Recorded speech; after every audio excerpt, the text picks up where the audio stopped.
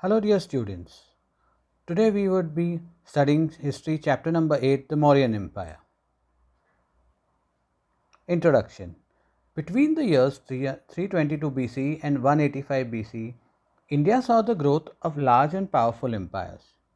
Empires are large kingdoms that grew because of ambitious rulers and the rich and natural economic resources that these regions had.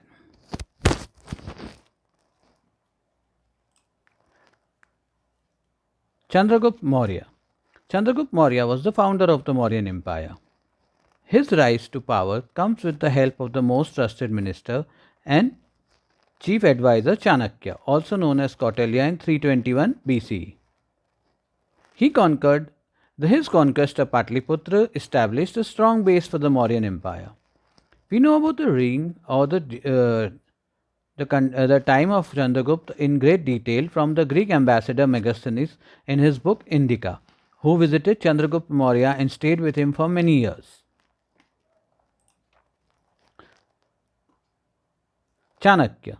Chanakya was earlier a minister to the late of the Nanda rulers. He is regarded as a great political thinker and an economist. His political theories have been compiled in his book, the Arthashastra. Bindusara. Bindusara is Chandragupta's son, who succeeded him to the throne. He had been attributed with conquering almost the entire Indian peninsula. Like his father, Chandragupta Maurya, Bindusara maintained friendly relations with the Greeks. He was tolerant to all relations, and many saints visited his empire during this time. Ashoka. Ashoka was the son of Bindusara. Ashoka was one of the India's greatest rulers. Emperor Ashoka ruled almost the entire Indian subcontinent. He had been called Ashoka the Great during his father's reign. Ashoka served as the governor of Taxila and Ujjain and went on to become the emperor of in 268 BC. Ashoka was a very ambitious ruler and used military strength in order to expand his empire. He launched brutal wars which lasted for around 8 years till the Kalinga War, which changed his life. The Kalinga War. Kalinga was a kingdom in coastal Odisha, present day Odisha. The War of Kalinga turned out to be an infamous battle. Over 1 lakh people of Kalinga and more than 10,000 soldiers of Ashoka died in the war. This was the turning point in Ashoka's life. He felt responsible for the loss of so many lives and decided to renounce or change war. He devoted the rest of his life to ahimsa, that is non-violence, and he converted to Buddhism. Ashoka ruled for 40 years after the Battle of Kalinga in peace, harmony, and prosperity. Ashoka's Dhamma. Dhamma is a Prakrit form of the word dharma, which means duty. The principles of Dhamma were based on a code of conduct that would help people live virtuous lives. Ashoka's Dhamma consists of non-violence, tolerance towards all sects and religions, obedience towards parents, respect for Brahmins and all religious teachers, human treatment of servants, and generosity towards all. Ashoka's Dhamma was written in Prakrit, which was the language of the common people. He inscribed his Dhamma on pillars, caves, and rocks so that people could read and follow the messages on the inscriptions. He believed that Dhamma could resolve conflict for the people. He appointed officials called Dhamma Mahamattas who traveled to distant places and spread his message. These officials were even sent to Syria, Egypt, Greece, and Sri Lanka to spread his Dhamma. Ashoka's Dhamma. Ashoka sent his son and daughter to Sri Lanka and other countries of Southeast Asia as ambassador of Buddhism. He communicated directly to his subjects through rock edicts. Usually the top of the column or pillars on which Ashoka's message was inscribed was decorated with figures of lions and bulls. One such pillar at Sarnath has 4 lions carved at the top. This pillar has come to be known as one of the most famous Ashokan pillars. This structure is now the national emblem of India. Now we study Ashokan administrative measures. Ashoka was a sincere king. who believed that a king's duty was to serve the society and not to live a relaxed life. He introduced many reforms, some of which included an efficient civil service and land taxation reform.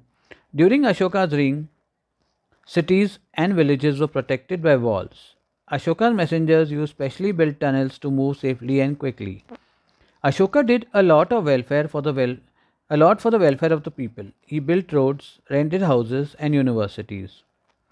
For his people, he made hospitals for both animals and people, offered loans to poor people, farmers. Ashoka promoted vegetarianism and himself quit meat to reduce unnecessary slaughter of animals. He encouraged and controlled international trade.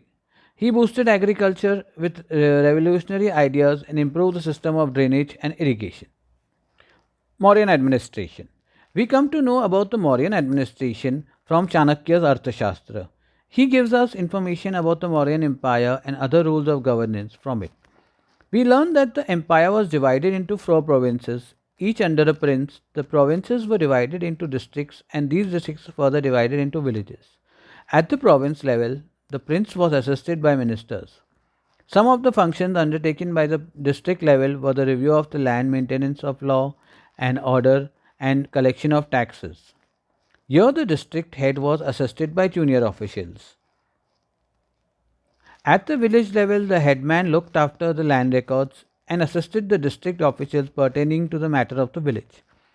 The Mauryan economy was driven by agriculture. The state-owned farms were large and rice, full grain, sesame that is till, barley that is jaw, wheat, mustard, grapes and sugarcane, pumpkin and medicinal roots were grown. Internal trade improved due to the newfound peace and stability in the empire. Chandragupta even introduced a single currency to be used throughout the entire empire. The Mauryan maintained a strong army which was well equipped with infantry, cavalry, elephants, chariots, and navy. Spies were kept throughout the kingdom, and they informed the rulers to remain updated on matters regarding the welfare of the people as well as matters involving other kingdoms. Arc and architecture. Some of the best contributions to art and architecture were made during the period. Some examples are the stupas, the pillars, the edicts of Ashoka, and the viharas. Stupas are a semi-spherical dome-like structure, built in various sizes. The upper portion was decorated by a wooden umbrella, signifying the importance of dharma. Polished monolithic pillars containing the Ashokan edicts were built all over the kingdom. The Ashokan pillar at Sarnath has the lion capital and the four lions positioned back to back, supporting the dharma known as the Ashok Chakra. Many impressive viharas have also been found. Examples of such viharas are in Nagarjuna Hills near Gaya in Bihar. Now, the last is the decline of the Mauryan Empire, how the Mauryan Empire came to an end. The successors of Ashoka were very weak and the empire was too vast, means it was too big, and the successors, those kings who came after Ashoka, were very weak. It was not easy for the king to maintain control over the province or the areas that were located far off from the center. After the death of Ashoka, many distant provinces broke away and there were constant foreign invasions. Means many foreigners came and they started taking over the states that were very far off and they could not provide proper army. The final blow came when an internal revolt led by the chief of the Mauryan army, Senapati Pushyamitra Shunga, bringing an end to the Mauryan Empire. This is the end of the chapter.